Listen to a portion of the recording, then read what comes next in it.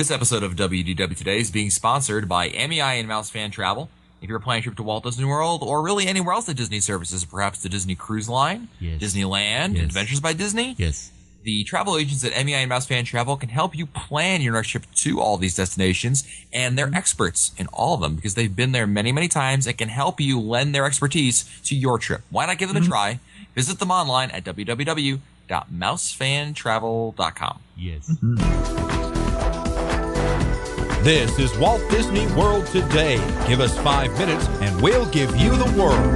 It's Wednesday, June 3rd, 2009, and this is episode 573 of WDW Today. I'm Matt Hotchkiss of StudioCentral.com. Joining me on today's show is Len Testa, co-author of the Dinosaur Guide to Walt Disney World. And Len, you know what bothers me the most when we're doing this podcast? Chafing? That too. I was going to say talking during the ad reads, but you know what? Chafing is pretty bad. Yes.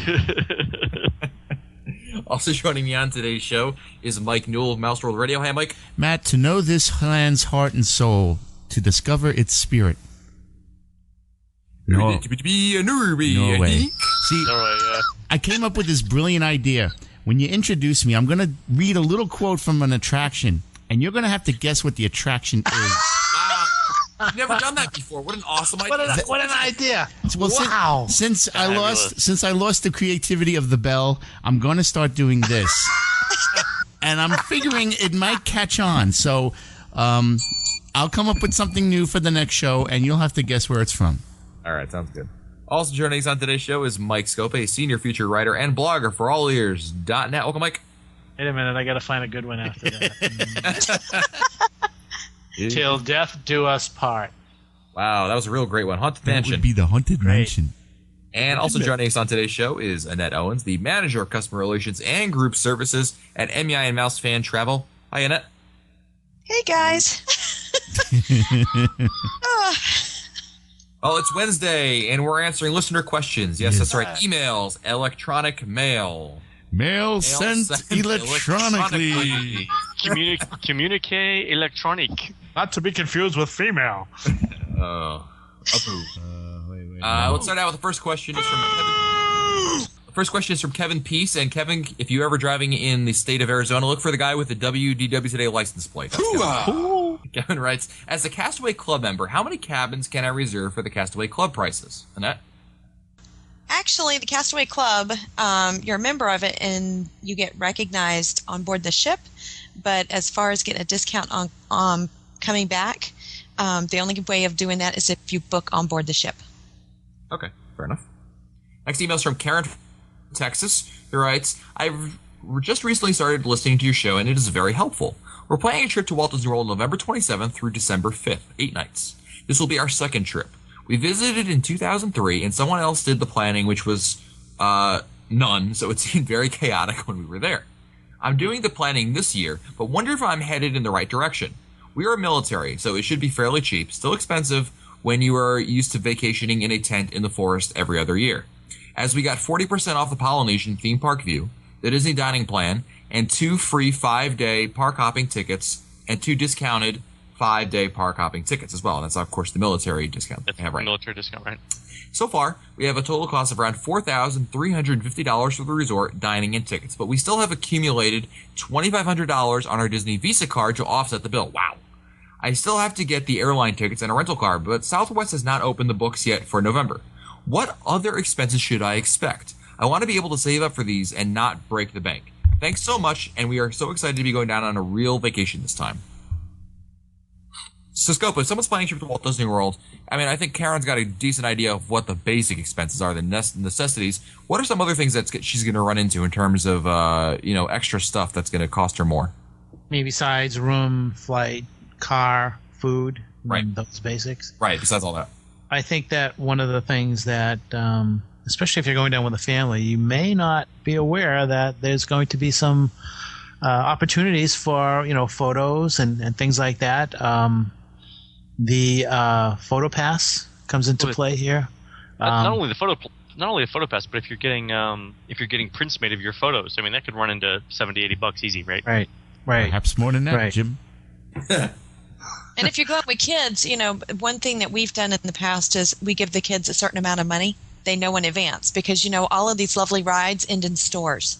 Yes. And so they get off the ride and they all want to go get their favorite toy after they get off the ride, Their Yeah. Plus you got favorite to feed the kids souvenir. every couple days. Yeah. So, souvenirs can really run you a lot. Absolutely. I think souvenirs is going to be the biggest thing, especially when you're dealing with children. Because, every little thing, the little things add up over there, and I think that's going to be a big deal. I think also, you're going to have your snack credit, and I think we all generally agree that the Disney dining plan has a lot of food to begin with, so I'm not sure you're going to be spending that much more money outside of that on food. But, sometimes you go into the Main Street confectionery, and that smell hits you, and then before you know it, you're a Len Testa in line at the fudge thing getting, 6 pounds of fudge. Exactly. It's been known to happen. Nothing wrong with that. The snacks in the counter service can add up, especially if you're going down in the summertime and you're thirsty and you need water Yes, and you drinks. need that can really add up, and it's something that you can't prepare for because you really don't know how often you're going to have that bottle of water. On the what I had last week, which I think is really good, the Kakigori of Japan. And it's an expense that you don't account for, so that can add up, especially if you have a large family. If you have a family of 4 or 5, 6, you're buying 6 bottles at a time. Most of the time, when you're buying for one, you're buying for all. All right. Next email is from Kevin Crossman of Fremont, California. And Len, you recall your review of Disneyland and specifically Disney's California Adventure? Yep. All right. Well, Kevin writes, while I don't think that Disney's California Adventure is a great park and do feel Len is entitled to his opinion, I felt many aspects of the Disney's California Adventure review were, for lack of a better term, smug and at times mean. What I've liked about Walt Disney World today is that generally the opinions presented in a straightforward or even kind-hearted way, especially by Scopa, Newell, and Annette. I felt that many of Len's comments crossed the line. I guess you could call me a homer for my semi-apologetic, it does not suck, admiration of Disney's California Adventure. There are many aspects that can be improved, and the, quote, off-the-shelf rides in Paradise Pier are chief among them. But you know what? My family and I do have a lot of fun on them. And there are many parts of Disney's California Adventure that I feel are themed as well as any parts of the Disney resorts I've visited, including Disneyland, Walt Disney World, or Disneyland Paris. Yeah, I think there are. Fair enough. I think there are parts that are particularly well themed. I think I said that the Grizzly River Run ride is pretty well done. I think the front half of the park is. It's the back half of the park, again, the off the shelf rides that I don't think are up to Disney standards. So, but yeah, I agree. The front part of the park isn't bad. Cool. I think when they start doing like the World of Color stuff, the World of Color, which is a Fantasmic like water show, and when they get all the other stuff online that they're supposed to do to spiff up that second half of the park in around 2011, it might be better. But as for now, I don't think it's the same as any of the Walt Disney World parks. We'll see. I'm headed to Paris in August. It'll be interesting to see how that park compares to DCA. If you didn't like California Adventureland, you're in for quite a trip when you go to Walt Disney Studios Paris. Oh boy. Are they really? Just focus on the Disneyland resort over there more, the park over there more so than the other one. Next email is from Lori of Elko, Georgia. I have no idea where that is. Who writes, I listen to your show as often as I can, subscribe to Touring Plans, and frequent All Ears and other websites. My family and I are huge Disney fans. We are a family of five and have fallen in love with the Contemporaries Garden Wing for a variety of reasons. I would try to keep it brief, so I won't go into all the reasons why it's the best for us, but it's just right for our needs and the ages of our kids for now, and we can get around with the least wasting of time and avoid larger crowds here.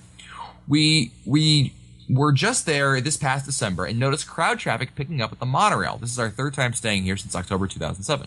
We think it's because in addition to the numbers staying in the resort, many more people are coming for Chef Mickey's, which is now one of our ex-favorite places to eat. Don't even get me started. However, our main concern is how in the world will they deal with the crowds once the Contemporaries DVC wing opens. The construction of the building pipes them right onto the fourth floor from what it looks like. We had to wait several different times for more than one train of the monorail that weekend. The older we get, the more we can't stand to wait in crowds like herded cattle. Have any of you heard of any plans or have any ideas about how they'll deal with the increases of crowds of people and transportation? We're beginning to wonder if it would be better to drive ourselves to the parks rather than depend on Disney transportation. That's a good point. When the Bay Towers opens it's going to be very hard to get anything at Chef Mickey's. Yeah, I think for transportation-wise, first of all, keep in mind, if you're going to the Magic Kingdom, you should walk. You shouldn't take the monorail anyway. So Right. hopefully everyone who's staying there for the location of the monorail, for the location of the Magic Kingdom is going to walk there. So that's a mood issue, if anything. But I think she has a great point about the dining. As far as I know, there isn't we don't know of any restaurants at Bay Lake Towers. So with that in mind, I mean, you're kind of dependent on whatever the contemporary main tower has, really. And I think I agree with her. I think it's going to put a lot of strain on there. It's going to put a lot more people in demand for it. I agree. They got to do something. I mean, what do they typically do at DVCs? They do something minor, right? Yeah, because with DVC they also Like have an Olivia. I mean, I imagine they're gonna do like an Olivia's Cafe type place.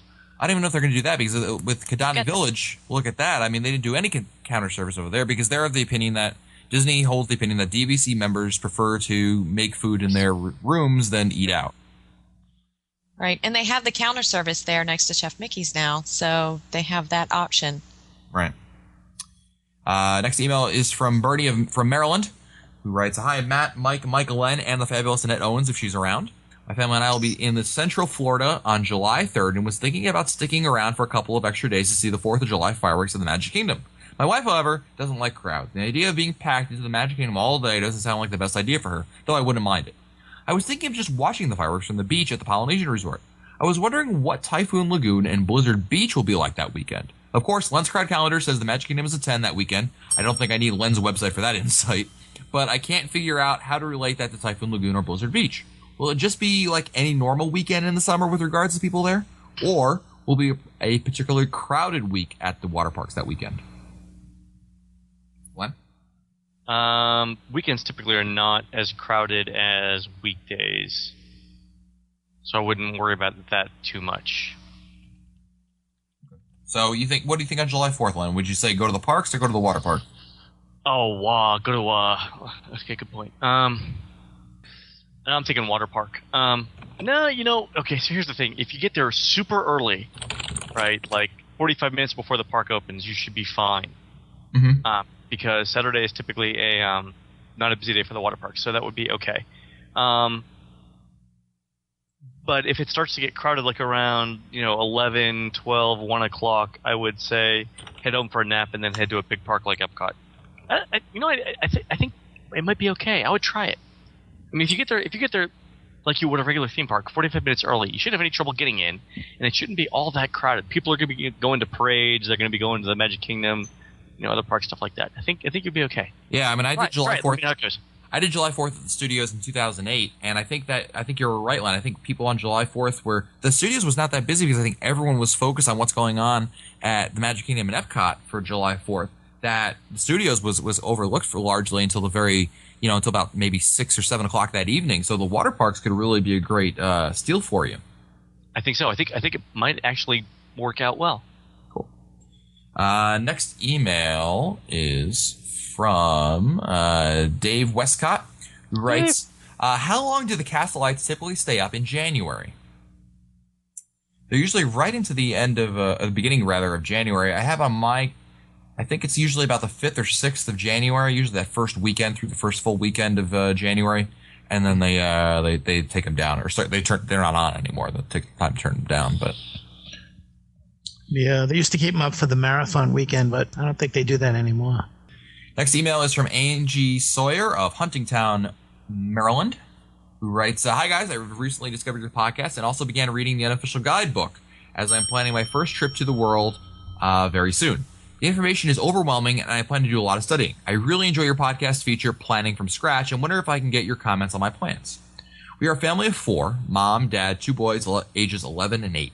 We'll be arriving from Maryland. It'll be a 14-hour drive. We plan to drive. Oh, jeez. Oh, we plan to drive partway from starting Friday, and then arrive early to mid-afternoon on Saturday. We're staying at Caribbean Beach Resort and also doing the deluxe dining plan. Woo. Wow, the deluxe dining plan, dude. That's a lot of food. That is. Of course, after 14 hours in a car, yeah, okay. I've perused your crowd counters and set up an itinerary accordingly, making sure to avoid extra Magic Hour parks. I feel really good about my choices, but want your opinions, particularly on my dinner plan of driving to restaurants at other resorts. Each day, I plan to arrive at opening at a given theme park, eat an early sit-down lunch like Coral Reef Sci-Fi Dine-In, Rainforest, even worse, or Crystal Palace. I put in the comments, by the way. And then leave the park in the early afternoon to rest and relax, swim at the pool, etc. I then will plan that we will drive to our dinner location. I have selected dinner restaurants at other resorts: Ohana, Spoodles, T-Rex, the Yachtsman, Spirit of Aloha. Oh, there you go, one of your favorite. Yeah. Chef Mickey's and Trails End. I think my plan is amazing to go to Yachtsman and then ferry over to Epcot for Illuminations, or go to Spoodles and then experience the boardwalk in the evening, go to the Polynesian and have an option to monorail to Epcot or Magic Kingdom for Wishes or Illuminations, or etc.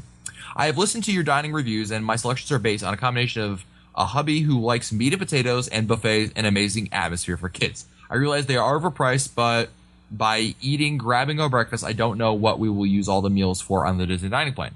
Please hold me and tell me everything is going to be okay. I like that. I think that was great, actually. It was pretty fun. I think she'll be fine. I think she's got a good plan. I don't agree with necessarily all of her restaurant picks, but I think her plan in general is really good. But her restaurant picks are for her kids. Yeah, exactly. I was just gonna say kids love the sci-fi, and I'm sure they're boys. They want to go eat with the dinosaurs.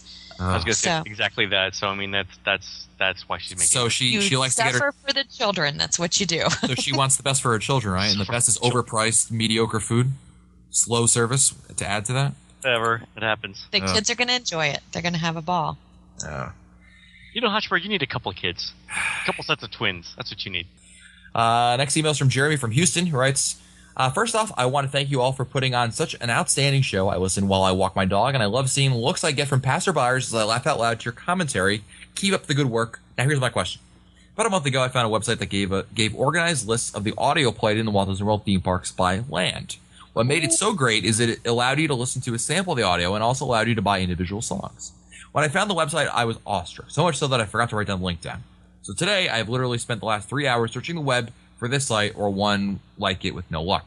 Do you know of any website that has that sort of function? Or did I hallucinate in the existence when I was in a maple syrup coma? Help me, WW Today. You're my only hope. Nice. Did you throw that in? Yeah. And that was nice. That's right. Here we go. Any idea what he's talking about, Newell? He might be talking about Park Tunes. We spoke about that on last week's show. I think he might be talking about that. That's Ricky Briganti's site. Right, ParkTunes.com. Yeah, give it a shot. Okay. Could you imagine he's walking the dog and he's cracking up as he's taking care of the business? The dog's left. That's Who, the guy or the dog? Nice. No. Next email is from James Martin of Georgia. It's the All Georgia Show today. He writes, hello, all have a few questions. Our family cannot go to Walt Disney World for a week in October anymore because of our children's school not having fall break anymore. The kids will be out of school in February 2010 during President's Day week. My question is, what would President's Week or early June be the best time for us to go? We will still go in October 2009 from the 8th to the 12th for a long weekend for the Halloween party. When is Florida's fall break? Keep up the outstanding work. All right, Len, what do you think? Florida's fall break is probably in October, but I don't know that it's organized uniform or that it's distributed uniformly across the state. I'd have to go back and look at that. If rental car rates are any indication, then October 10th through the 17th looks to be pretty crowded for this year. And what was it? It was was it President's Week or early June? First week of June, we're projecting right now. So schools are already out in Florida in first week of June. We're projecting slightly above average crowds for this June, 7th and 8th. And for President's Week next week. Next year? Next year. It's right at Valentine's Day, too. Yeah, it's going to be. Well, we've got 6 and 7s right now, but that's probably going to go up to 8s and 9s, which is what it's been in the past. It's also, I think that's Mardi Gras week, right? It's the 16th. The 16th is Mardi Gras because the Wednesday's the Ash Wednesday, right? Yep. There you go. So it's going to be Mardi Gras week and President's Day. Yeah, it's going to be ugly. Yeah, I would say June, but keep in mind June is going to be very warm. It's much hotter, obviously, than February, but it might be. I think it sounds like it's going to be slightly less crowded during June. Wouldn't you say, Len? Yeah, I think so. Oh, and if they go the first couple of weeks of June, then they get to do Star Wars, right? Yeah, there you go. Dun, dun, dun, dun, dun, dun. Anyway. All right. Next email is from our buddy Andy Poole of the UK, Cheshire, United Kingdom to be exact. Writes, evening, fabulous Annette, Len, Mike, and Matt. Well, everyone always puts Matt first and Annette last, so I thought I'd swap them around a bit and let Annette come first for a change. I like that, and I wish we were getting it in the accent, you know? That's right. First of all, chaps and Annette, many thanks for the reasonably timed live show last month for our UK listeners. It was absolutely superlative. I'm already looking forward to the next one that's not at 1 a.m. Wow, this letter's only 3 days old? That's right. I'm shocked. Wow. Well, it's Andy. We got to help Andy out. Okay. On your recent listener question show, episode 570 from May 27th, you were talking about cast members giving away things. That's right. I wanted to actually Andy to email this in because if you recall, a listener told us about an experience where they had gotten free popcorn or something and wanted to know what does just cast members just dole out free stuff. And Andy was a cast member at one time at the studios and writes, since I was name dropped there by a certain Hotchberg, I thought I'd drop a quick note about how this tended to work when I was there in the autumn of 2006.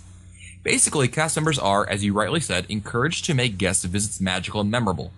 As part of this, cast members are allowed and encouraged to give away things to guests in certain situations.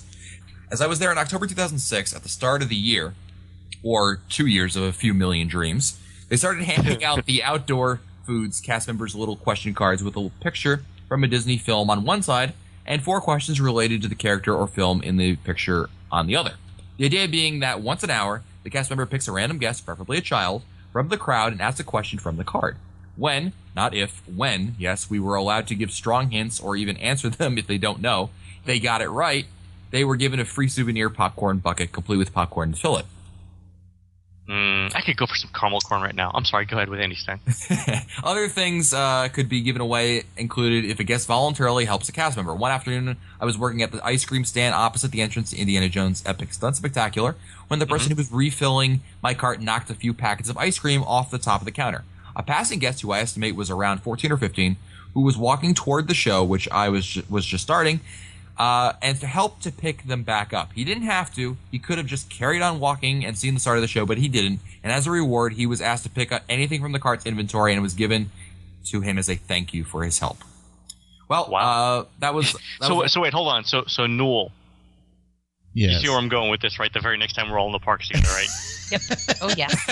Oops, I knocked over the ice cream. Oh, sir, let me help you put that up. Other kind stranger. Oh, thank you. And I've heard that before. It might work. And yes, when these happen, it's not just to a guest that makes it happy. It's not just the guest that makes happy. As a cast member, seeing the guest happy also makes you happy, if you see what I mean. Well, that was a longer email than I expected to write. Keep up the good work on WDW Today, the show that never fails to hit the snail on the head, or something like that. Cheers. Thank you for filling that in, Annette. Andy. Next Annette, Andy, whatever. Whatever. Next email is from Mike from Mouse Extra. Whereas I know you guys are not big proponents of the Fantastic Dinner Package, but has your opinion of it changed since the show has been reduced to twice a week? Mine hasn't. I still think it's terrible. The reason why is because you still have to show up there very much in advance. You're still showing up 30 minutes in advance. You have to be there at least 30 minutes in advance. Most people show up there, let's say, 40 minutes in advance probably, because you don't want to cut it that close, because if you show up less than 30 minutes in advance, they can give away your seat. And so you're still showing up 35, 40 minutes ahead of time. What's another 20 minutes, really? Never mind, you get a lot better seats. So to me, I still prefer not to go with the dinner package. I don't think it's necessary. And the seating is still bad, right? Yeah, it's still all the way off to the side, and you can see backstage, and the princess scenes still line up with the music. I meant to ask you this question. Do they do a separate exit right now? A separate entrance again, or do you just have separate seating? You have a separate entrance. You enter by Oscars. Gas station. Yeah, the gas station over there. Yeah. But exit, you're on your own. Because we got an email from a reader who said there's no longer a separate entrance. That's news to me. I haven't heard that. I'll have to check it out. Okay. Unfortunately, I'll send someone else to go do that. I'm not going to just sit. Thought Matt was a studios guy. Yeah. Do you know somebody knows something about the studios? I think Newell does. He's going to send Glenn over there. That's right. Glenn will take care of it for me. Next email is from Curtis of London, Ontario, Canada. I was wondering if there will be a top 7 must-sees at Walt Disney World in 2009, and if Stacy's going to host it, because I heard her contract was only until 2008. Wow. Well, after Andy's email of a couple days ago, we go to the really old email. But we go will back watch to the last- comment on Stacey's top 7. Well, that show has been revamped. It's now called the Top Must Do's at Disney, and Stacey's still the host. It's a little. Mike, have you seen it this past trip? Yes, I did. Yeah. Yeah, it's a little laid bit back. different. Yeah, it's a little different. It's a different format. It's a little Very bit toned laid down. back. Yeah. They still show some of the clips of her, frolicking around the parks. But it's just not You said as. frolicking. It's awesome. Is that the wrong Mike, when word? you watched it, did you notice if they just edited, they just included some new clips, or did they do it all? Because when I was watching it, I'm looking at the length of her hair, and I Yeah. thought that the Dude, length you of her guys hair put changed. way too much thought into this. I am No, saying he's now. right. He's right. What they seem to have done is I was watching her hair. it starts out where she's hosting a little segment like on a stage, and then it goes to the little clips. The only thing I noticed that looked new to me was the studio's portion, where her outfits were different than the last time, and her hair was different from the last time. So, yeah, I think For we do- American Idol. well, that, and she did a couple. I think she did something for Toy Story Mania. There was a clip of most of her studio's clips seem to have been redone. Okay. Next email is from Becky Cole of Cincinnati, Ohio. Whereas my family and I are taking a trip to the world soon. 2 questions for you. What do you think about the new Kim Possible adventure? Have read some Love reviews and sounds like it's pretty cool. Can't tell if it's officially open yet or not. Well, yeah, it is open. Now Do you it guys have is. any more details? What? So first of all, it's fabulous. All of the reader responses that we've got on it are uniformly positive. It's it takes about 30 minutes to do an adventure. So here's how it works. So if you guys are familiar with the Kim Possible show, you've got this teen Kim Possible who goes out and saves the world, fighting evil in exotic locations in between homework and prom and dealing with her parents and being a typical teenager. Yeah. So Disney's actually made an interactive game in World Showcase to try and get kids more interested in the countries and the pavilions there. The idea is that you pick up one of these communicators. It's a cell phone-like device in Future World, one of 3 spots in Future World. Another, the Innovations plazas are along that main walkway to World Showcase. And you pick the country and the time at which you want to do your adventure. You show up in I think one of 3 countries in World Showcase to pick up your communicator. So there's a little bit of walking around, and it's England, France, and Germany. The UK is one of them. UK is one of them. What? There's one in world. Norway. Yes, Norway. You're right. And then there's one right by where the bridge over there between. Japan, China, near China. Anyway, okay. Right. So you pick it up. So and then you do an adventure in each country, and in each country there's a series of clues that will tell you to go somewhere, to do something, to activate something on your little cell phone-like communicator. And when you do it, though, the interesting thing is you actually interact with parts of the pavilion. So Disney's actually built interactivity into parts of the pavilion. There's a talking statue in one country. Yep. You can turn things on and off, lanterns and fire and stuff on and off, and raise flags and do all this other cool stuff. I hear that actually Japan is the best country according to our readers. I've heard very good things, and I agree. I've heard also about Japan being very good. I think for there's some minor issues I think with it. I mean, in terms of everyone being able to see the cell phone and everything in larger groups. Yeah, good point. So you can get up to 3 cell phones or communicators per group, but we're thinking 1 for every 2 people is probably a good ratio. Yeah, but otherwise, it's free and no deposit required either. yeah, there's the sound. You'll hear that There we everywhere you go. go. I mean, it's for people who've been there many times, it's great because it adds a whole new dimension to Touring World Showcase because you can you see a lot of things that are really cool that they built into it. It's not just for kids. Yeah, it is really fun. Yeah, we should have a Kim Possible meet in August. There you go. Becky writes also, looking for someplace to eat lunch or dinner with atmosphere. We are already going to Cinderella's castle for my daughter's birthday. I was considering Coral Reef or Marrakesh, but the unofficial guide doesn't give them any good reviews. Ohana was another choice, but you guys have sounded guarded about it recently. Any suggestions would be great. If you're just worried about atmosphere, do Coral Reef. I mean, you're not going to, unless you're breaking into SeaWorld at night, you're not going to get that kind of atmosphere. Yeah, for atmosphere, yes. I mean, the reader responses have actually improved slightly on that, so it's hard to be much worse. no, it's low 70s. Yeah. So All right, time for the last email of the day. That means I pick 3 emails, and Mr. Newell will pick one of those emails to read today, and the other 2 go back into the email queue. Are you ready, Mr. Newell? Let's go. All right, here are your options for today. Oh, the troubles of being from Canada. It always feels like somebody's watching me. It always feels like Somebody's somebody's watching me. And secret dining. Secret dining. Dining. That's what we are. Let's go with the somebody's watching me. That's interesting. I feel like Somebody's watching me. we should have done, and then what we could have done secret diners like Secret Lovers, the old Lennox Star song. There we go. Gosh. Last email of the day comes from Mikey the Errand Boy of Magic City Mayhem. Writes, hello, members of the panel. Hello to you all. I have a quick question to anyone of you, quote, in the know.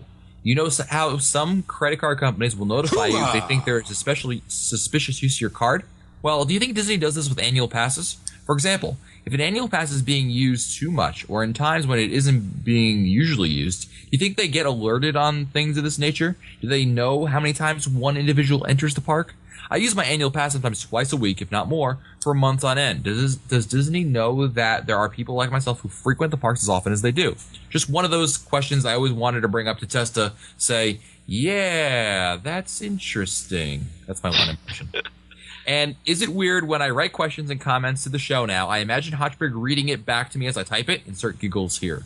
I even try to write with his speech inflections in mind. With all that being said, keep on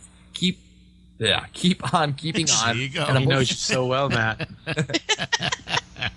That's awesome. I want to say I post on WDW Today forum so everyone can say, "Hoorah!" There you go. But don't as often as I probably should. Anywho, I am starting to ramble, which is probably making Matt try to read this faster and faster just to finish it up. Have a great night. See you in the parks. He knows you well. He does. So, what do you think, Glenn? Annual pass thing. Do you think Disney is like American Express? No, I don't think they're looking at it as closely as a credit card company does. Yeah, I think the worst they would do is if you're, if the fingerprint thing didn't match, someone had stolen your card or something, they may just say, you can't use this card or whatever. But I don't think they're going as far as to being like, Mr. Scopa, it appears you're using your annual pass, irregularly. Are you sure you're on vacation? No, who cares? I mean, why would they care? Yeah. But I do think that many people do go quite often, Mikey. I mean, myself included. I'm there once a week, but I think that there are people who go there quite often, especially in the locals. But I don't think that they monitor it quite to that extent. I think it wouldn't be worth. To what benefit would it be?